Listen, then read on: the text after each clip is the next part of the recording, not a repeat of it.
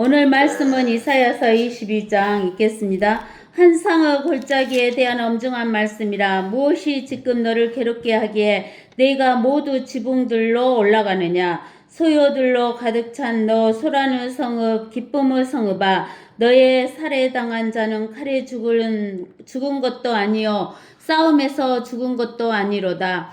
내 모든 치리자들은 함께 도망하였다가 궁수들에 의하여 결박을 당하였고, 멀리 도망갔던 자들도 내 안에서 모두 발견되어 함께 결박을 당하였도다. 그러므로 내가 말하기를 나로부터 눈길을 돌리라. 내가 슬피 울겠노라. 내 백성의 딸이 약탈당한 것으로 인하여 나를 위로하려고 수고하지 말라 하였도다. 이는 그때가 환상의 골짜기에서 만군의 주 하나님에 의한 고난과 짓밟힘과 혼란의 날이며 성벽을 무너뜨리고 산들을 향하여 부르짖는 날임이라. 엘람은 병거탄 자들과 기병들과 더불어 하살통을 가졌고 키일은 방패를 드러냈도다. 너의 가장 아름다운 골짜기는 병거들로 가득 차게 되고 기병들은 성문의 정렬에 있으리로다. 그가 유다의 덮은 것을 벗기니 내가 이날에 습속집의 병기를 쳐다보았느니라. 너희는 또한 다윗 성읍의 파괴된 곳들을 보았으니 여러 곳이라. 너희가 아랫못의 물들을 모았으며 또 너희는 예루살렘의 집들도 계수하였고 성벽을 보강하려고 집들을 헐었도다. 너희는 또한 엠못의 물을 위하여 두 성벽 사이에 저수지를 만들었느니라. 그러나 너희는 그것을 만드신 분을 바라보지 아니하였고 이 일을 오래전부터 설계하신 분을 존경하지 아니하였느니라. 그 날에 만군의 주 하나님께서 부르시어 울며 애통하고 머리털을 뜯으며 굵은 베옷으로 띠를 띠도록 하셨으나 보라, 기뻐하고 즐거워하며 소를 잡고 양을 죽여 고기를 먹고 포도주를 마시면서 우리가 먹고 마시자, 내일이면 우리가 죽으리라 하는도다. 만군의 주께서 내게 이것을 알려주셨도다. 이 죄악은 너희가 죽을 때까지 절대로 정결하게 되지 못할 것이니라.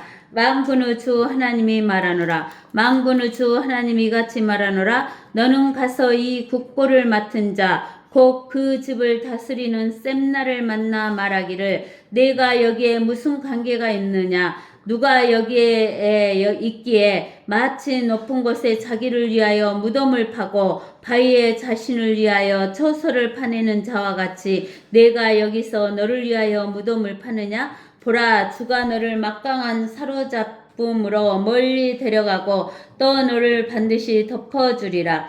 그가 반드시 맹렬히 돌이켜서 큰 지역에다 너를 공처럼 던져 올리리라. 거기서 내가 죽겠고 거기서 내 영광의 병거가 내 주인의 집에 수치가 되리라.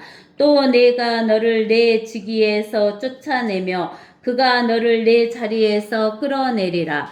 그 날에 내가 힐기야의 아들 내 종 엘리야킴을 불러 내가 내 옷을 그에게 입히고 내 띠로 그에게 힘주며 또 내가 내 정부를 그의 손에 맡기리니 그러면 그가 예루살렘의 거민들과 유다 집의 아비가 되리라. 내가 다윗 집의 열쇠를 그의 어깨에 두리니 그가 열면 닫을 자가 없겠고 그가 닫으면 열 자가 없으리라. 못이 단단한 곳에 있음같이 내가 그를 견고하게 하리니 그가 그의 아버지 집의 영광스러운 보좌를 위하여 있을 것이니라.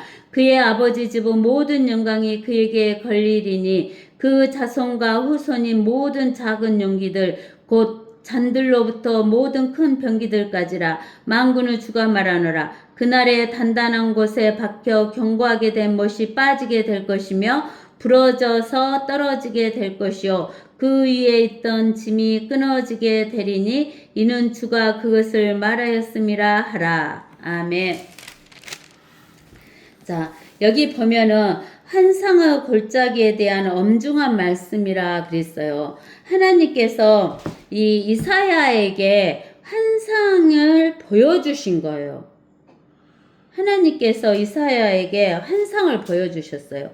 왜 하나님께서 이사야에게 환상을 보여주셨냐면은 그 이사야에게 하나님의 말씀을 주기 위해서 환상을 보여준 거예요.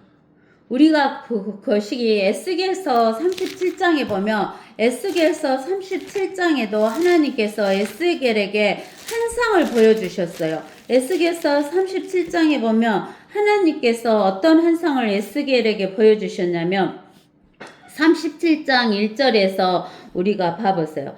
주의 손이 에스겔에게 임하시어 주의 영으로 에스겔을 데리고 가셔서 뼈로 가득 찬 골짜기 가운데서 에스겔을 세우시고 에스겔을 그 사면에 지나가게 하셨는데 보라 그 열린 골짜기에는 심이 많은 뼈가 있더라. 보라 그 뼈들이 심이 말랐더라. 에스겔에게 하나님께서 환상을 보여주시는데 열린 골짜기가 심이 많은 뼈가 있었는데 그 뼈들이 심이 말랐다고 그랬어요. 주께서 에스겔에게 말씀하시기를 인자야 이 뼈들이 살 수 있겠느냐? 여러분들 여기 뼈가 심이 많은데 그 뼈들이 심이 말라 있다라고 이야기를 했어요. 그러면 이 뼈들이 살 것 같아요? 죽어가지고 뼈가 말라갖고 백골이 됐어요. 백골. 그러면 이 뼈가 살 것 같아요? 생명이 없잖아요. 그러니까 오 주 하나님이여 주께서 아시나이다 하였더니 여기에서 주가 그 고딕체 주가 가는 고딕체이기 때문에 성자의 하나님이여 그 말이에요. 그러면서 주님께서 아신다라고 이야기를 하는 거예요. 누가? 에스겔이. 다시 주께서 에스겔에게 말씀하시기를 이 뼈들에게 예언하여 그들에게 말하라. 오 너희 마른 뼈들아 주의 말을 들으라. 여기에서 주가 고딕체 두꺼운 주이기 때문에 여호와 하나님의 말을 성부 하나님의 말을 들으라 이렇게 이야기하시는 거예요. 주 하나님이 이 뼈들에게 이같이 말하노라. 여기에서 주는 또 두꺼운 주가 아니라 가는 주니까 성부 하나님이 아니라 성자 하나님이 이 뼈들에게 이같이 말하노라. 보라 내가 너희에게 숨이 들어가게 하리니 너희가 살리라. 그러는 거예요. 여기에서 숨은 뭐냐면 영이에요. 영. 우리가 어디를 보면 되냐면 창세기 2장 7절. 창세기 2장 7절에 보면 주 하나님께서 땅의 흙으로 사람을 지으시고 사람이 육체를 만들었어요. 흙으로. 그의 콧구멍에 생명의 호흡을 불어넣는 거예요. 이게 숨이에요. 이게 영이에요. 영을 불어넣으시니 사람이 살아있는 혼으로 된 거예요. 그래서 한 사람은 영혼 육으로 되어 있는 거예요. 그래서 이렇게 영을 들어가게 하시니까 영이 들어가야지만 사는 거예요. 사람은. 근데는 아담이 그 하나님의 말씀을 어기고 선악과를 따먹음으로 인해서 영이 죽어버렸잖아요. 그래서 혼하고 육만 존재했던 그 아담이 자식을 낳으니까 계속 뭐예요? 죽을 수밖에 없어요. 영이 죽어 있기 때문에. 그래서 육이 죽고 나중에는 혼이 떠나게 되는데 혼은 죽을 수가 없으니까 혼이 죽는 죽음의 지옥으로 가게 되는 거예요. 또 내가 너희에게 힘줄을 놓고 너희 위에 살을 자라게 하고 피부로 덮고 너희에게 수음을 넣으리니 너희가 살리라. 그러니까 여기 뼈만 남아있는 데다가 힘줄과 살과 피부를 덮은 다음에 수음, 영을 집어넣으면 너희가 살리라라는 이야기를 하시는 거예요. 그리하면 너희는 내가 주인 줄 알리라. 성부 하나님인 줄 알리라 하시니라. 그러므로 내가 명령을 받은 대로 예언하였도다. 에스겔이 명령을 받은 대로 예언했대요. 내가 에스겔이 예언하였더니 소리가 나고 보라 진동이 있고 뼈들이 모여들어 뼈가 자기 뼈에 붙더라. 내가 보았더니 보라 힘줄과 살이 그 뼈들 위에 오르고 피부가 그 위를 덮으나 그들 속에 숨이 없더라. 그때 주께서 내게 말씀하시기를 바람에게 예언하라. 인자야 예언하여 바람에게 말하라. 주 하나님이 이같이 말하노라. 오 숨아 내 바람으로부터 와서 이 살해된 자들 위에 숨을 넣어주어 그들로 살아나게 하라 하시니라. 그래서 에스겔이 주께서 에스겔에게 명령하신 대로 예언하였더니 숨이 영이 그들 속으로 들어갔고 그들이 살아나 그들의 발로 서니 심히 큰 군대더라. 그러니까 이스라엘 백성들이 다 죽어갖고 뼈만 남은 백골이었는데 하나님의 말씀을 대언하자마자 어쩌냐면은 그 뼈 위에 힘줄과 살과 피부가 덮였어요. 근데는 이렇게 그 몸은 만들어졌지만 살아나지는 못했어요. 그러니까 무엇을 하라고 하는 거예요? 하나님께서 숨을 불어넣어라 그래서 숨아 들어가라 라고 대언을 하게 된 거예요. 그러니까는 그들이 발로 서니 심히 큰 군대였다 그 말이에요. 이스라엘이 다시 살아난 거예요. 그때 주께서 에스겔에게 말씀하시니라. 인자야 이 뼈들은 이스라엘의 온 집이라. 이 뼈들이 누구다 그랬어요? 이방인이라고 안 했죠? 이스라엘의 온 집이라. 보라 그들이 말하기를 우리의 뼈들은 말랐고 우리의 소망은 사라졌으며 우리의 부부는 완전히 끊어졌도다 하느니라. 그러므로 그들에게 예언하여 말하라. 주 하나님이 이같이 말하노라. 보라 오 내 백성아 내가 너희 무덤을 열어서 너희로 너희의 무덤들로부터 나오게 하여 너희를 이스라엘 땅으로 데려오리라. 어디로 데려온다겠어요? 이스라엘 땅. 이스라엘 땅이 어디예요? 가나안 땅. 우리가 창세기 15장에 나와 있죠? 창세기 15장에 어디를 하나님께서 주시겠다겠냐면 18절에 그날에 주께서 아브라함에게 언약을 세워 말씀하시기를 내가 이 땅을 이집트 강에서부터 큰 강 유프라테스까지 내 씨에게 아브라함의 씨에게 주었으니 케닌들과 크니스인들과 칸몬인들과 히딘들과 프리스인들과 느파인들과 아모리인들과 가나안인들과 기르가스인들과 여부스인들의 땅이니라 하시니라. 이 사람들의 땅을 누구에게 줬냐면은 이스라엘에게 가나안 그 지역의 땅을 줬다라고 하는 거예요. 그래서 이 가나안 지역인 이스라엘 땅으로 데려온다는 거예요. 그 다음에 이제 우리가 에스겔서 37장 13절에 오 내 백성들아 내가 너희의 무덤들을 열어서 너희의 무덤들로부터 너희를 나오게 할 때 너희는 내가 주인 줄 알 것이며 그랬어요. 내 영을 너희 안에 두리니 그리하면 너희가 살리라. 또 내가 너희를 너희의 본토에 두리니 그때 너희는 나 주가 그것을 말하였고 수행한 줄 알리라. 주가 말하노라. 그러니까 그 이스라엘 백성들이 무덤에서 나온다는 거예요. 무덤에서 나온다는 것은 부활한다 그 말이에요. 그러면서 너희가 살리라 그러면서 이렇게 너희를 죽은 너희를 부활시키는 거 살리는 것은 누가 하신다 그러는 거예요. 성부 하나님이 하신다 그러면서 성부 하나님이 주인 것을 너희가 알라라고 이야기를 하시는 거예요. 그런 것처럼 에스겔에게 이렇게 보여주셨던 것처럼 이사야서 22장에서도 이사야에게 하나님께서 환상의 골짜기를 보여주시면서 말을 하시는 거예요. 그 환상의 골짜기를 보여주시면서 말을 하는데 무엇이 지금 너를 괴롭게 하기에 내가 모두 지붕들로 올라가느냐 그 말이에요. 괴로우니까 지붕들로 올라간대요. 그러는데 우리가 보면은 마태복음 24장으로 가보세요. 신약의 마태복음 24장으로 가면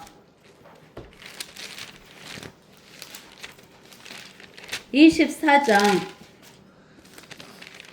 마태복음 24장 15절에 가서 봐보세요. 15절에 그러므로 너희가 선지자 다니엘을 통하여 말씀하신 멸망의 가증한 것이 거룩한 곳에 선 것을 버리니 읽는 자는 깨달으라. 그때에 유대에 있는 자들은 산들로 도망하라. 지붕 위에 있는 사람은 집 안에 있는 물건을 가지러 내려가지 말고 그랬어요. 그러니까 이스라엘 사람들이 지붕 위에 올라가는 거예요. 올라가. 여기 보니까 무엇이 지금 너를 괴롭게 하기에 내가 모두 지붕들로 올라가느냐 그 말이에요.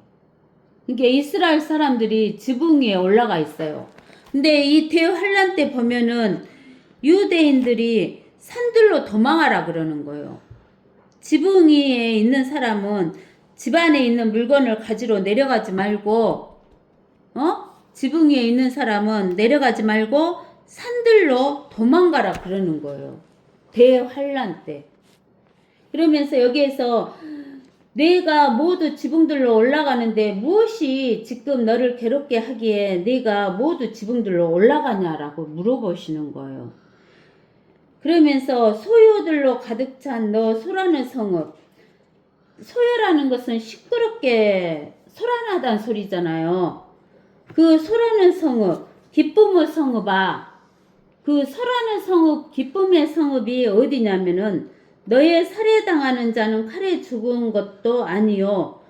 싸움에서 죽은 것도 아니로다. 그러면서 여기 이 소라는 성읍, 기쁨의 성읍이 어디냐면 에루살렘 성읍이에요. 에루살렘 성읍.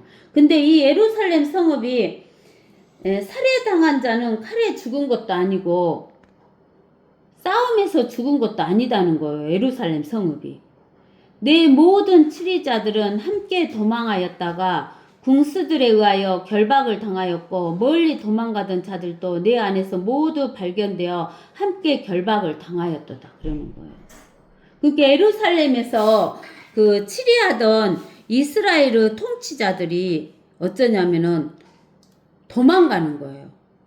그런데 멀리 도망갔다가 모두 발견되어 갖고 함께 결박을 당해 갖고 오는 거예요.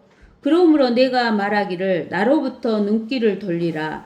내가 슬피 울겠노라. 내 백성의 딸이 약탈당한 것으로 인하여 나를 위로하려고 수고하지 말라는 거예요. 여기에서 나라는 것은 누구냐면은 하나님을 말하는 거예요. 하나님을 말하는 거예요. 이는 그때가 환상의 골짜기에서 만군의 주 하나님에 의한 고난과 짓밟힘과 혼란의 날이며 성벽을 무너뜨리고 산들을 향하여 부르짖는 날이라는 거예요. 여기 보면은 만군의 주 하나님에 의한 그랬죠. 여기에서 주가 가는 곳이에요. 그러니까 성자 하나님에 의해서 고난과 짓밟힘과 혼란은 아니다 그 말이에요. 이때는 언제를 말하냐면은 대환란이 끝나는 재림 때를 말하는 거예요. 재림 때는 어쩌냐면은 온 이방인들이 온 세상을 다스리는 이방인들이 적그리스도의 통치하에 있었던 통치자들이 이스라엘, 에루살렘을 완전히 없애버리려고 이스라엘 백성들을 없애버리려고 오는 때예요. 그게 어디가 나와 있냐면 스가랴서 보세요. 스가랴서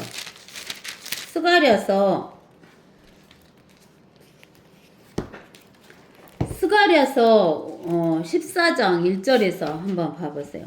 보라 주의 날이 오나니 내 약탈물이 내 가운데서 나뉘리라. 내가 모든 민족들을 모아 하나님께서 모든 민족들을 모아서 에루살렘을 대적하여 싸우게 하리라. 어디를 대적하여 싸우게 한다고요? 에루살렘을 대적하여 싸우게 하리라. 성읍은 함락되고 집들은 강탈당하며 여자들이 욕을 당하고 성읍의 절반이 사로잡혀 갈 것이나 백성의 나머지는 성읍에서 끊어지지 아니하리라. 그때에 주께서 나가서 그 민족들을 대적하여 싸우시리니 전쟁의 날에 싸우셨을 때처럼 하시리라. 그러면은 이렇게 그 에루살렘을 대적하여 모든 민족이 와갖고 에루살렘을 대적하니까 이스라엘 백성들이 엄청나게 무서울 것 아니에요. 그러면서 성읍의 절반이 사로잡혀 갈 것이라는 거예요. 그 성읍의 절반이 사로잡혀 가는 거예요. 이방 민족들에게. 그때 성부 하나님께서 나가서 민족들을 대적하여 싸우신다는 거예요. 전쟁의 날에 싸우셨을 때처럼 하시리라 그러는 거예요. 그러면서 4절에 그의 발이 그날의 예루살렘 앞 동편에 있는 올리브산 위에 서시리니 그의 발은 누구냐면 성자 예수님의 발. 예수님의 발이 예루살렘 동편에 있는 올리브산 위에 서시리니 재림하신다 그 말이에요. 올리브산은 그 중간이 동쪽과 서쪽으로 갈라져 매우 큰 골짜기가 생길 것이며 산의 절반은 북쪽으로 산의 절반은 남쪽으로 옮겨지리라. 너희는 산들의 골짜기로 도망하리니 이는 산들의 골짜기가 아살까지 미칠 것임이라. 정녕 너희가 도망하리니 마치 유다의 우시야 왕의 시대에 너희가 지진 앞에서 도망했던 것과 같으리라. 주 나의 하나님께서 오시리니 모든 성도들이 주와 함께 하시리라. 그 날에는 빛이 명료하지 아니하고 어둡지도 아니하리라. 그러나 주께서 알려진 한 날이 있으리니 낮도 아니요 밤도 아니나 저녁 무렵에 빛이 있게 되리라. 이렇게. 그러니까 여기 22절에 보면은 이 이스라엘 사람들이 모두 지붕 위로 올라가요. 왜 지붕 위로 올라가냐면 이 소요들로 가득 차갖고 소라는 성읍 기쁨의 성읍아 너의 살해한 자는 칼에 죽은 것도 아니고 싸움에서 죽은 것도 아니에요. 왜? 지금 이방 민족들이 와가지고 이스라엘 백성들을 반절을 잡아가잖아요. 그러니까 모든 치리자들이 이스라엘을 예루살렘을 치리하는 자들이 도망하는 거예요. 근데 멀리 도망갔던 자들도 모두 발견돼 갖고 잡혀서 온다는 거예요. 그러므로 내가 말하기를 나로부터 눈길을 돌리라. 내가 슬피 울겠노라. 내 백성의 딸이 약탈당할 것으로 인하여 나를 위로하려고 수고하지 말라. 아까 우리 스가랴서 보니까 약탈당한다겠어요? 안 당한다겠어요? 이스라엘 여자들이 수치를 당한다고 하죠. 근데 이스라엘 민족이 이렇게 약탈당하는 거, 이스라엘의 백성의 딸이 약탈당한 것으로 인해서 하나님을 위로하려고 수고하지 말라는 거예요. 이는 그때가 환상의 골짜기에서 보여준 것처럼 만군의 주 하나님에 의한 고난과 짓밟힘과 혼란의 날이라는 거예요. 그러면서 성벽이 무너뜨려지고 산들을 향하여 부르짖는 날이라는 거예요. 그러면서 이제 여기에서 엘람의 병거탄 자들과 기병들과 더불어 하살통을 쳤고 키 이른 방패를 드러냈고 너의 가장 아름다운 골장이는 병거들로 가득 차게 되고 기병들은 성문의 정렬에 있으리로다 이렇게 이야기가 나와 있잖아요. 그러는데 여기 우리가 그 엘람과 킬에 대해서 이야기를 하는데 우리가 왕하 16장 9절을 한번 보세요. 열왕기하 16장 9절. 열왕기하 16장 9절을 보면 아시리아 왕이 그에게 경청하고 다마스커를 치러 올라가서 그것을 취하였으며 그 백성을 킬로 사로잡아 끌고 가고 느신을 죽이니라 이렇게 이야기했잖아요. 그러니까 이제 이때가 언제 때냐면은 그 히스기야 왕 때였어요. 그 아하스 왕, 그 히스기야 왕 아버지 아하스 왕 때였어요. 아하스 왕 때 그 느신과 사마리아의 수도 다마스커스 그를 다스리는 사람이 누구냐면 느신이었어요. 그 다음에 그 북이스라엘을 그 다스렸던 북이스라엘의 수도는 사마리아였어요. 그 사마리아를 다스리던 그 왕은 페가였어요. 페가. 이 페가와 그 시리아의 왕 다마스커스를 다스리던 느신이 이스라엘을 치러 오는 거예요.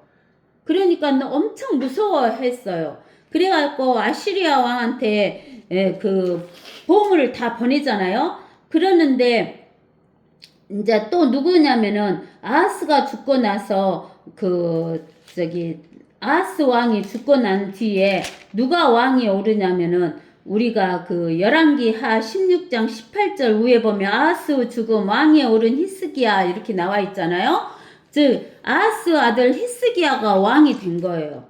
아하스 왕의 아들 히스기야가 왕이 됐는데 너무너무 아시리아 왕 사네립이 무서운 거예요. 그래갖고 사네립이 저기 우리가 열왕기하 18장에 13절에서 보면 히스기야 왕 제14년에 아시리아의 사네립 왕이 유다의 모든 방백친 성읍들을 치러 올라와서 그것들을 취하였으니 유다의 히스기야 왕이 나기스로 사람을 보내어 아시리아 왕에게 말하기를 내가 잘못하였나이다. 내게서 돌이키소서. 왕이 내게 지으시는 것을 내가 감당하리이다 한지라. 아시리아 왕이 유다 히스기야 왕에게 은 300달란트와 금 30달란트를 정해주더라. 이에 히스기야가 주의 전과 왕궁의 보물 창고에 있는 모든 은을 그에게 주었으니 그때의 히스기야가 주의 성전의 문과 유다의 히스기야 왕이 전에 입힌 기둥들에서 금을 뜯어내어 아시리아 왕에게 주었더라. 이렇게 아시리아 왕에게 주었어요. 근데는 한 번만 이렇게 주고 끝났으면 좋은데 아시리아 왕이 또 와요. 또 와서 유다를 멸망시키려고 하면서 납사계를 보내가지고 누구를 비방하냐면 이스라엘의 하나님, 성부 하나님을 비방하는 거예요. 그러니까 우리의 신한테서 구해낸 나라가 어디가 있느냐. 너희 신도 우리 신한테 당할 수가 없다라고 이야기를 하는 거예요. 그러니까는 열왕기하 19장 35절에서 그날 밤에 주의 천사가 나가서 아시리아 진영에서 18만 5천 명을 쳤더라. 사람들이 아침에 일찍 일어났더니 보라 그들이 모두 죽은 시체가 되었더라는 거예요. 그러니까 하루에 아침에 18만 5천 명을 하나님께서 치시니까 죽어버린 거예요. 아시리아 그 군대가. 그러니까는 이 사네립이 이제 가갖고 결국에 가서는 죽게 되는 거예요. 그래가지고 이제 히스기야가 하나님의 하나님의 은혜로 이제 그 아시리아 왕한테서 짓밟힘에서 벗어나게 되는 거예요. 근데는 이 아시리아가 누구한테 멸망되냐면은 그 아시리아 땅에 그 이사야서 22장 6절에 보면 엘람의 병거탄 자들과 기병들과 더불어 하살통을 젓고 킬은 방패를 드러냈도다 그러는데 이 킬은 아시리아 그 대표적인 땅이라고 볼 수가 있어요. 그래서 그 땅으로 그 아시리아 군대들이 자기들이 정복한 백성들을 다 끌어가는 거예요. 그래서 그 북이스라엘의 백성들을 다 킬로 데려갔어요. 근데는 지금 유다를 치러 왔다가 유다를 데려가지를 못하죠. 유다는 누가 지키고 계시니까? 하나님께서 지키고 계시니까. 그런데 결국은 이 아시리아가 누구한테 멸망하냐면 엘람한테 멸망하는 거예요. 엘람이 지금의 어디냐면 이란이잖아요. 우리가 에레미야서 49장 에레미야 49장에 보면 49장 34절에 유다의 시드키야 왕이 치리하기 시작할 때 엘람에 대한 주의 말씀이 선지자 에레미야에게 임하여 말씀하시니라. 만군의 주가 이같이 말하노라. 보라 내가 그들의 힘의 우두머리인 엘람의 활을 꺾으리라. 또 엘람에게 내가 하늘의 사방으로부터 내 바람을 가져와서 그 모든 바람들을 향하여 그들을 흩어버릴 것이니 엘람의 쫓겨난 자들이 가지 않은 민족이 없으리라. 내가 엘람으로 그들 원수들의 앞과 그들의 생명을 찾는 자들의 앞에서 놀라게 할 것이며 내가 그들에게 재앙 즉 나의 불같은 진노를 가져오리라. 주가 말하노라. 또 내가 그들을 쫓아 칼을 보내리니 내가 그들을 진멸할 때까지 하리라. 내가 엘람에다 내 보좌를 세우고 그 왕과 고관들을 그곳으로부터 멸하리라. 주가 말하노라. 그러나 훗날들에 내가 엘람의 사로잡힌 자들을 돌아오게 하리라. 주가 말하노라. 그러는 거예요. 그래서 이 아시리아를 멸망시킨 나라가 누구냐면 엘람이에요. 이 이란의 옛날에 그 나라 이름이 뭐냐면 메데페르시아였어요. 그래서 아시리아를 멸망시킨 나라가 메데페르시아다는 거예요. 즉, 그 아시리아를 멸망시킨 나라가 바빌론인데 그 바빌론을 멸망시킨 나라가 메데페르시아인 거예요. 그래서 엘람이 이 아시리아 지역이었던 그 지역을 멸망시킬 것이다 라는 이야기를 하는 거예요. 그러면서 너의 가장 아름다운 골짜기는 병거들로 가득 차게 되고 기병들은 성문에 정렬해 있으리라. 즉, 이제 엘람이 멸망을 시킬 것이라는 거예요. 그러면서 8절에 그가 유다의 덮은 것을 벗기니 내가 이날에 습석 집의 병기를 쳐다보았느니라. 너희는 또한 다윗 성읍이 파괴된 곳들을 보았으니 여러 곳이라. 너희가 아랫못의 물들을 모았으며 또 너희는 예루살렘의 집들로 계수하였고 성벽을 보강하려고 집들을 헐었도다. 그러니까 하나님께서는 그 대환란을 보기 전에 그 전에 있었던 그 나라들을 하나씩 하나씩 이야기를 하시는 거예요. 그 다음에 이제 8절에서 보면은 그 유다의 덮은 것을 벗기니 내가 이날에 습석집의 병기를 쳐다보았느니라. 너희는 또한 다윗 성읍의 파괴된 것들을 보았으니 다윗 성읍이 어디냐면 예루살렘 성읍이잖아요. 여러 곳이라. 너희가 아랫모습 물들을 모았으며 또 너희는 예루살렘의 집들로 계수하였고 성벽을 보강하려고 집들을 헐었도다. 너희는 또한 옛 모습 물을 위하여 두 성벽 사이에 저수지를 만들었느니라. 그러나 너희는 그것을 만드신 분을 바라보지 아니하였고 이 일을 오래전부터 설계하신 분을 존경하지 아니하였느니라. 이렇게 이야기를 하는 거예요. 이 말은 뭔 말이냐면 우리가 왕하 20장에 보면 열왕기하 20장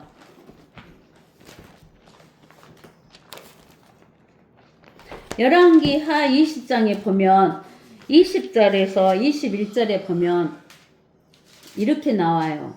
히스기야의 나머지 행적과 그의 모든 권세와 그가 어떻게 저수지와 수로를 만들어 물을 성읍으로 가져왔는지는 유다 왕들의 역대서에 기록되어 있지 아니하느냐. 히스기야가 그의 조상들과 함께 잠드니 그의 아들 므낫세가 그를 대신하여 왕이 되었느니라. 이게 히스기야 왕 시대 때 그 저수지와 수로를 만들어서 그 예루살렘 성벽 밖에 있는 그 샘의 물을 갖다가 전부 예루살렘 안쪽으로 흐르게 만들어 놓은 거예요. 그것이 그 수로와 저수지가 지금도 그 예루살렘에 있어요. 이 저수지를 그 실로암 못이라고 그러거든요. 그 수로가 딱 만들어져 있어요. 그리고 또 어디를 봐도 우리가 하냐면 대하 32장, 역대하 32장, 역대하 32장 30절을 보면 32장 30절에 보면 이렇게 또 나와 있어요. 이 히스기야가 또 기온의 상류 물줄기를 막아 다윗 성읍의 서쪽으로 곧바로 끌어왔더라. 히스기야가 그의 모든 일에 번성하였더라. 이 물을 절대 아시리아 사람들이 못 먹게 이렇게 끌어왔어요. 그래서 이렇게 히스기야가 만들었는데 이렇게 만들어 놓은 것을 우리가 여기에서 이사야서 22장에 보니까 뭐라겠냐면 너희는 또한 옛 모습 물을 위하여 두 성벽 사이에 저수지를 만들었느니라. 그러나 너희는 그것을 만드신 분을 바라보지 않았다는 거예요. 이것을 히스기야가 만들었다고 생각하는 거예요. 근데 히스기야 왕이 그렇게 만들게 하신 것은 누가 만들게 하셨다는 거예요? 하나님이 만들게 하셨다는 거예요. 너희는 그것을 만드신 분을 바라보지 아니하고 하였고 이 일을 오래전부터 설계하신 분, 하나님이 오래전부터 설계하셨다는 거예요. 분을 존경하지 아니하였느니라 라고 이야기하는 거예요. 그러니까 사실은 히스기야가 만들었지만 히스기야에게 이것을 만들게 설계하시고 또 만들게 하신 분은 하나님이시다는 거예요. 그래서 이스라엘 사람들이 하나님을 보지 않게 했다는 거예요. 보지 않았다는 거예요. 이게 우리가 알아야 할 것은 뭐냐면은 지금 그 AI를 만들잖아요. 지금은 AGI까지 만들었다고 그러잖아요. 이런 것을 다 만들게 하신 분은 결코 창조주 하나님께서 사람들에게 지혜를 주시고 설계를 하게끔 해 주셔가지고 한 거예요. 그리고 사람들에게 사용하게 했지만 우리 사람들은 창조주 하나님을 바라봐야 되는데 사람들은 창조주 하나님을 바라보는 게 아니라 창조물을 바라본다는 거예요.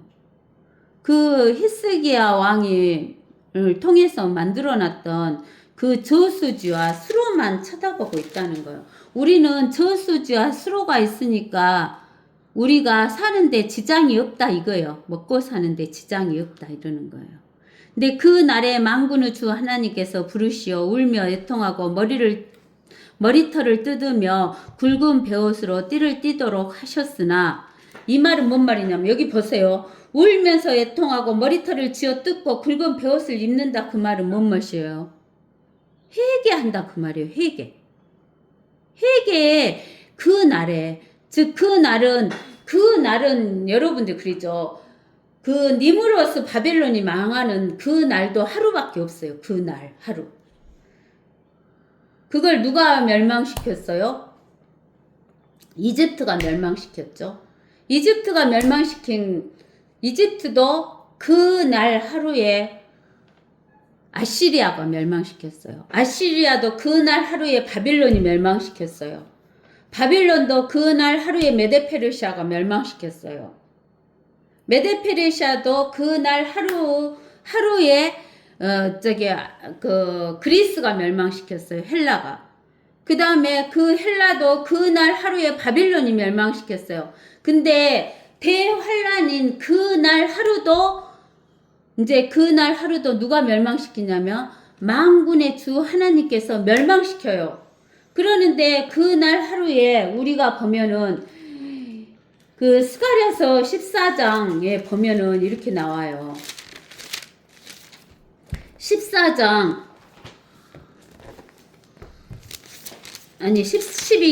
12장 1절에 보면은 이스라엘을 향한 주의 말씀의 엄중함이라 하늘들을 펼치고 땅에 기초를 놓으며 사람 안에 사람의 영을 형성하는 주가 말하노라. 보라 사람들이 유다와 예루살렘을 포위할 때 사람들 아까쯤에 모든 민족이라겠죠? 근데는 유다와 예루살렘을 포위할 때 내가 예루살렘을 주의 모든 백성에게 떨리는 잔이 되게 하리라. 그 날에 내가 예루살렘을 모든 백성에게 무거운 돌이 되게 하리라. 비록 세상의 모든 백성이 그것을 치려고 함께 모일지라도 그 돌을 드는 자들은 모두 산산이 부서지리라. 주가 말하노라. 그 날에 내가 모든 말을 쳐서 놀라게 하고 그 탄자를 쳐서 미치게 하리라. 또 내가 유다 집에 내 눈을 떠 백성의 모든 말을 쳐서 눈멀게 하리라. 그리하면 유다의 총독들이 그들의 마음에 말하기를 예루살렘의 거민들이 만군의 주 그들의 하나님 안에서 내 힘이 되리라 하리라. 그 날에 내가 유다의 총독들로 나무 가운데 불화로 갖게 곡식 땅 가운데 햇불 같게 하리니 그들이 오른편과 왼편에 에워싼 모든 백성들을 삼킬 것이라. 그리고 예루살렘은 그 본래의 자리 곧 예루살렘에 다시 거하게 되리라. 주는 또한 먼저 유다의 장막들을 구원하리니 이는 다윗집의 영광과 예루살렘 거민들의 영광이 유다를 대적하여 스스로 높이지 못하게 하려 함이라. 그날에 주는 예루살렘의 거민을 보호하리니 그 날에는 그들 가운데 약한 자가 다윗같이 되겠고 다윗집이 하나님같이 그들 앞에 선 주의 천사같이 되리라. 그 날이 오면 내가 예루살렘을 치러 오는 모든 민족들을 멸하고자 하리라. 모든 민족들을 멸한대요. 하나님께서. 또 내가 다윗집과 예루살렘의 거민들을 위해 은혜와 강구의 영을 부어주리니 은혜와 강구의 영을 부어준대요. 그러면 그들은 그들이 찔렀던 나를 쳐다볼 것이며 그들이 그를 위하여 애통하리니 마치 어떤 사람이 자기 애아들을 위하여 애통함과 같이 할 것이요 그들이 그들을 위하여 비통에 잠기리니 마치 어떤 사람이 자기 첫 아들을 위하여 비통에 잠기듯 하리라. 그날에 예루살렘에 큰 애통이 있으리니 마치 무기또 골짜기 하단 림몬의 애통과 같으리라. 땅이 애통하리리. 무엇이 애통한다고요? 땅도 애통한대요. 각 족속이 따로 애통하리라. 다윗집의 족속이 따로 하고 그들의 아내들도 따로 하며 나단의 집 족속이 따로 하고 그들의 아내들도 따로 할 것이요 내 집 족속이 따로 하고 그들의 아내들도 따로 하며 심의 족속이 따로 하고 그들의 아내들도 따로 하리라. 남은 모든 족속도 각 족속이 따로 하며 그들의 아내들도 따로 하리라. 그 날에 다윗 집과 예루살렘의 거민들에게 죄와 불결을 씻는 셈이 열리리라. 그러니까 여기에서 이사야서 22장에 보면 이렇게 굵은 베옷을 입고 울며 애통하며 머리털을 뜯는 사람이 있는가 하면 13절에 보라 기뻐하고 즐거워하며 소를 잡고 양을 죽여 고기를 먹고 포도주를 마시면서 우리가 먹고 마시자 내일이면 우리가 죽으리라 하는도다. 이런 사람도 있다는 거예요. 회개하고 자기가 하나님께 죄를 지었다는 것을 알고 굵은 베옷을 입고 울며 하나님께 부르짖으며 애통하며 머리를 뜯는 자들이 있는가 하면 기뻐하고 즐거워하면서 소를 잡고 양을 죽여 고기를 먹고 포도주를 마시면서 우리가 먹고 마시자 하는 사람들도 있다는 거예요. 내일이면 어쩌니까? 내일이면 우리가 죽는다고. 그러면서 여기에서 보면은 만군의 주께서 내 귀에 이것을 알려주셨도다. 이 제약은 너희가 죽을 때까지 절대로 정결하게 되지 못할 것이니라. 만군의 주 하나님이 말하노라. 그러니까 회개하는 자가 있는가 하면 13절에 먹고 마시자 하면서 우리가 내일이면 우리가 죽으리라 하는 사람들의 제약은 너희가 죽을 때까지 절대로 정결하게 되지 못한다라는 이야기를 하시는 거예요. 하나님께서. 그게 두 가지 부류가 있는 거예요. 두 가지 부류가. 근데 여기에서 그 울면서 애통하고 털을 뜯으면서 굵은 베옷을 입고 회개하는 자들은 힘이 없는 자들이에요. 힘이 없는 자들. 근데는 여기에서 먹고 마시자 우리가 내일이면 죽는다 하면서 소 잡고 양 잡고 하는 자들은 통치자들이에요. 통치자들. 이스라엘의 통치자들. 이스라엘의 통치자들이에요. 그러니까 그 이스라엘 구약에서 이스라엘 백성들도 모른 거예요. 뭘 몰랐냐. 자기들이 바벨론의 우상들 때문에 하나님이 보이지 않는다는 것을 몰랐던 거예요. 즉 뭐냐면 우리가 우상 숭배라는 것은 뭐냐면은 하나님이 창조하신 창조물을 숭배하는 것이 우상이에요. 그러면 우리는 무엇이 우상이 아니냐면 모든 온 하늘과 땅과 하늘 위에 있는 모든 것과 땅에 있는 모든 또 바다를 창조하신 그 바다 속의 모든 것을 만드신 창조주 하나님을 믿는 것이 우리가 우상 숭배를 안 하는 거예요. 하나님이 만들어 놓으신 모든 창조물을 섬기는 것이 우상이에요. 그러면은 우리가 먹고 살고 하는 것은 일단은 식물이 꽃을 피우고 열매를 맺어야 우리가 먹고 살 수가 있어요. 또 그럴 뿐만 아니라 이 식물을 먹고 사는 동물이 새끼를 낳고 이런 동물이 있어야 우리가 먹고 살 수가 있는 거예요. 그러는데 사람은 목구녕이 포도청이어가지고 먹고 사는 거, 이 땅에서 육신의 양식만을 생각하는 거, 이런 것을 배를 부리는 것을 우리는 하나님이 싫어하신다는 거예요. 육신의 양식을. 그래서 이스라엘 백성이 그것만을 생각했던 거예요. 즉, 왜 히스기야 왕이 그 수로를 만들었고 저수지를 만든 것을 의지했냐? 물이 있으면 식물을 기를 수 있고 식물을 기르면 양도 기를 수 있고 그러니까 먹고 사는데 지장이 없다. 하나님을 생각하지 않는다는 거예요. 그걸 이야기하신 거예요. 근데 오늘날도 우리도 마찬가지예요. 우리도 하나님의 교회, 지금은 유대인과 이방인과 하나님의 교회로 만들어져 있어요. 이스라엘 사람은 유대인이라고 하고 이스라엘 사람이 아닌 사람은 전부 이방인이라 그래요. 유대인이나 이방인이나 주 예수 그리스도 창조주 하나님을 영접하여 하나님의 자녀가 되고 영원한 생명을 얻은 사람은, 이터널 라이프를 얻은 사람은 하나님의 교회라 그래요. 그러는데 오늘날도 하나님의 교회라고 하는 사람들이 이 땅에서 육신의 양식을 먹는 것만 생각해서 그 교회의 지도자들 뿐만 아니라 권사님, 장로님, 집사님 이런 사람들이 나는 구원받았으니까 예수님 믿으니까 된다고 하면서 자기가 먹고 사는 것만 생각하는 거예요. 그래서 WCC랄지 이런 것에 들어가면서 자기가 어떻게 살아가고 있는지를 몰라요. 우리가 그 요한계시록의 2장에서 보면,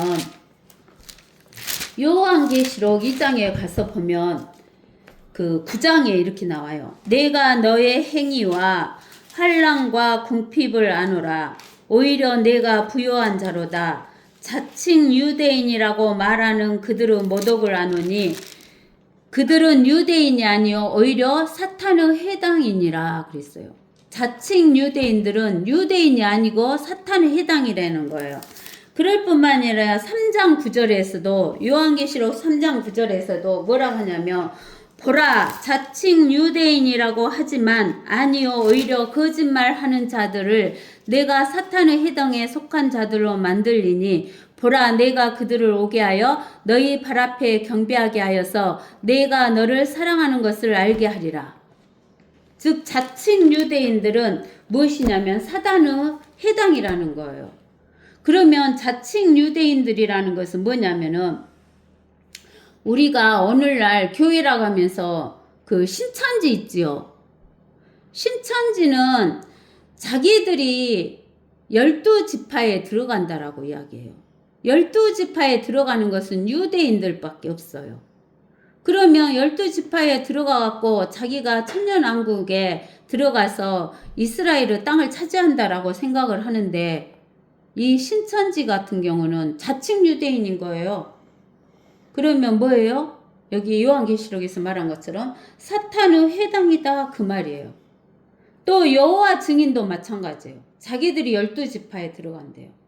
그러면 그거 사탄의 해당이죠. 자칭 유대인이니까.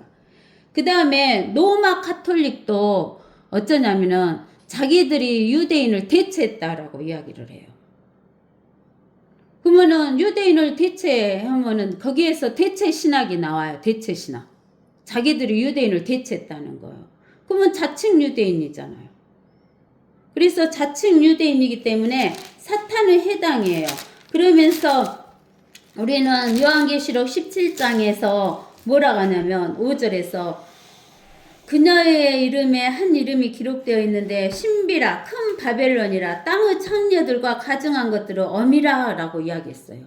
가증한 것들을 어미. 그게 로마 카톨릭이라는 거예요. 근데는 오늘날에는 누구도 자칭 유대인이냐면은 개신교도 자칭 유대인이에요. 개신교도 뭐라고 하냐면 자기들이 대체 신학을 한다고 하면서 자기들이 유대인을 대체했다라고 이야기를 해요. 그러면 자칭 유대인이잖아요. 그러면 자칭 유대인은 사탄의 해당이라는 것을 우리가 알 수가 있는 거예요. 사탄의 해당. 우리는 대체 신학을 믿으면 안 돼요. 어디에서 나온? 천주교에서 나온 대체 신학을 믿으면 사탄의 해당이 되는 것이에요. 그러면서 우리가 마태복음 7장 6절에 보면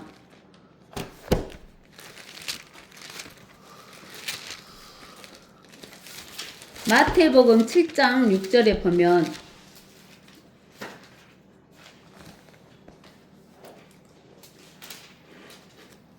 7장 6절 7장 6절에 보면 거룩한 것을 개들에게 주지 말고 너희 진주를 돼지들 앞에 던지지 말라 이렇게 했어요. 거룩한 것이 뭐예요? 하나님의 말씀이죠. 하나님의 말씀을 개들에게 주지 말라는 거예요. 그리고 너희 진주라는 것은 그 살아있는 돌을 말하죠. 이 살아있는 돌은 마태복음 13장에 뭐라겠냐면 마태복음 13장에서 마태복음 13장 45절에서 보면 또 천국은 좋은 진주를 찾는 상인과 같으니 그가 매우 값진 진주 하나를 찾아 가서 자기의 모든 소유를 팔아 그것을 샀느니라. 이 매우 값진 진주 하나가 무엇이냐면 하나님의 교회예요. 하나님의 교회는 하나밖에 없어요. 하나님의 교회는 하나. 예수 그리스도 몸. 그래서 이 진주는 늘 유기체로서 생명이 있어갖고 성장하는 거예요. 하나님의 교회는 점점 성장하고 있죠. 그래서 이 진주라는 것은 하나님의 교회를 뜻하는 거예요. 그래서 하나님의 교회는 진주인데 이 진주를 하나님의 교회를 돼지에게 주지 말라 그랬어요. 돼지에게 주지 말라고. 그러면서 베드로후서 2장 22절 봐봅시다. 베드로후서 2장 22절. 베드로후서 2장 22절. 그러나 참된 잠언대로 그들에게 이루어진 것이니 걔는 그 자신이 토해낸 것으로 다시 돌아가고 그랬어요. 걔는 우리가 개를 기르다 보면 개가 길에다가 토해요. 토해낸 그것을 갖다가 다시 돌아가서 먹어요. 개가. 그래서 그 개는 그 자신이 토해낸 것으로 다시 돌아가고 그랬어요. 그러니까 이 개라는 것은 뭐냐면은 남자 성직자를 말해요. 남자 성직자. 그 남자 성직자들이 세상에 자기가 세상 것을 내가 세상에 빠져서 살았구나라고 생각을 하고 그것을 다 토해내고 해결을 해요. 해결을 하는데 먹고 살기가 힘들면 다시 그리 간다 그 말이에요. 그 토해낸 것을 세상 것으로 다시 돌아가는 거예요. 하나님 말씀으로 돌아가지 않고. 그리고 또 돼지는 씻고 나서 그녀의 진창 속에 뒹군다 그랬어요. 돼지는 여자 성직자를 말해요. 여자 성직자. 여자 성직자는 돼지라고 말해요. 그래서 그녀는 돼지들은 그잖아요. 꿀꿀꿀꿀하고 돼지 밥에 지 발을 집어넣고 먹어요. 그리고 나서 그 돼지 우리를 깨끗이 청소를 해줘갖고 마른 집을 딱 깔아주면 거기다가 돼지가 배변을 놔요. 배변. 그래갖고 그 더러운 돼지 똥하고 섞여진 그것을 다시 밟고는 진창 속에 둥글다가 그 밥통 속에다가 그 진창 속에서 둥근 그 발을 집어넣고 먹게 되는 거예요. 그 세상 더러운 것 속에 빠진다 그 말이에요. 개는 그 자신이 토해낸 것으로 돌아가고 돼지는 그녀의 진창 속에서 둥근다라고 이야기를 하는 거예요. 그 다음에 요한계시록 22장 14절에 보면 요한계시록 22장 14절에 보면 15절 그러나 개들과 마술사들과 음행한 자들과 살인자들과 우상 숭배자들과 누구든지 거짓말을 즐겨 행하는 자는 모두 다 바깥에 어쩐다 있으리라는 것을 이야기하는 거예요. 모두 바깥에 있을 것이다 라고 이야기하는 거예요. 그 다음에 이사야서 56장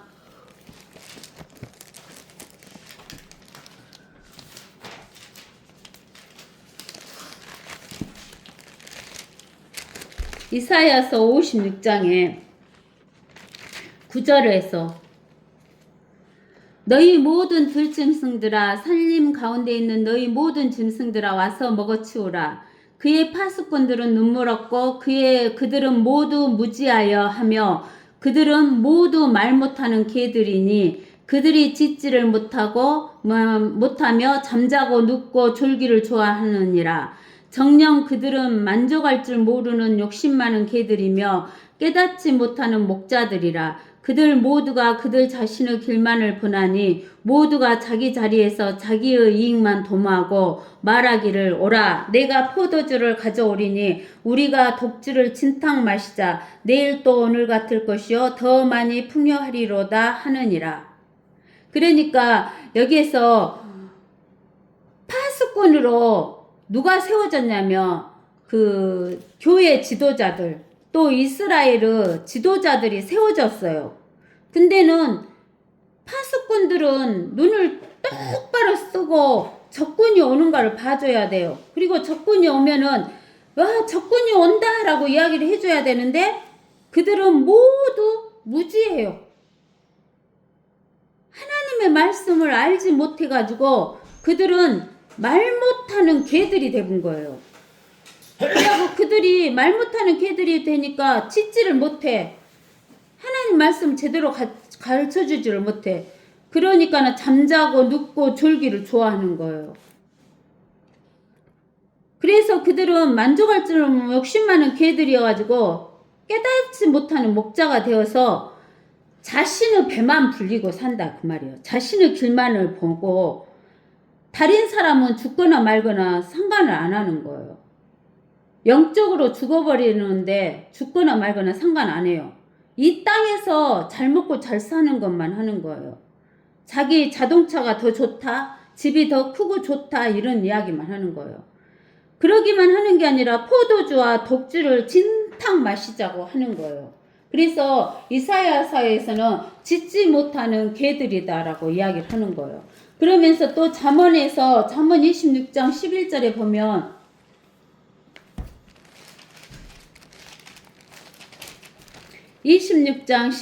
보면 개가 자기의 토한 것으로 돌아간 같이 어리석은 자도 자기의 미련함으로 돌아간다는 거예요. 미련함. 개가 토한 것을 돌아먹듯이 돌아간다는 거예요. 그러니까 우리는 하나님의 말씀에 대해서 무지하면 안 된다는 거예요. 하나님의 말씀에 무지하면 남자는 개새끼가 되고 여자는 돼지새끼가 되는 거예요. 그래서 우리는 개새끼, 돼지새끼가 되면 안 된다라는 이야기를 하시는 거예요.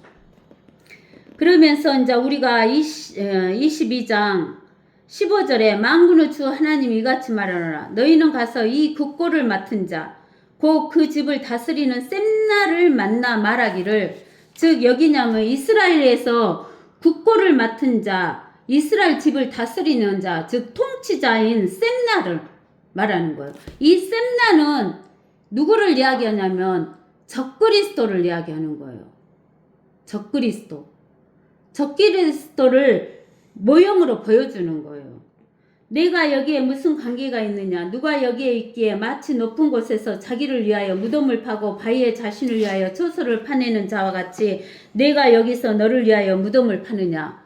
그러니까 이 적그리스도의 편에 선 자들은 통치자들이면서 이 통치자들은 자기들이 내일이면 죽고 못 살 것이니까 먹고 마시자 이런다는 거예요. 이 땅에서 먹고 마시자. 그러면서 자기들은 또 무덤을 파고 자신을 위해서 그 산 속에다가 땅굴을 판다는 거예요. 초소를. 보라, 주가 너를 막강한 사로잡음으로 멀리 데려가고 또 너를 반드시 덮어주리라. 그가 반드시 맹렬히 돌이켜서 큰 지역에다 너를 공처럼 던져 올리리라. 거기서 내가 죽겠고 거기서 내 영광의 병거가 내 주인의 집에 수치가 되리라. 이 적그리스도 주인은 누구예요? 마귀잖아요. 또 내가 하나님께서 적그리스도 너를 내 지기에서 쫓아내며 하나님 예수 그리스도가 너를 적그리스도를 내 자리에서 끌어내리리라. 끌어내린다는 거예요. 그날에 그 예수님이 재림하시는 그날에 하나님께서 힐기야의 아들 내 종 엘리야킴을 불러서 엘리야킴은 예수 그리스도 모형이에요. 이 엘리야킴은 무슨 뜻이냐면 하나님이 선택하셨다 그 말이에요. 하나님이 적그리스도를 선택했어요? 그리스도를 선택했어요? 예수 그리스도를 선택하셨잖아요. 그러니까 엘리야킴은 예수 그리스도 모형이고 셈나는 적그리스도 모형이에요. 내가 내 옷을 그에게 입히고 내 띠로 그에게 힘주며 또 내가 내 정부를 그의 손에 맡기리니 그러면 그가 예루살렘의 거민들과 유다 집의 아비가 되리라. 엘리야김에게 셈나가 가지고 있었던 그 통치권을 엘리야김에게 뺏어서 주겠다 그 말이에요. 하나님께서 그 대환란이 끝나는 그 날에 적그리스도가 다스리던 이 세상 나라를 뺏어서 누구에게 주는 거예요? 예수 그리스도에게 주는 거예요.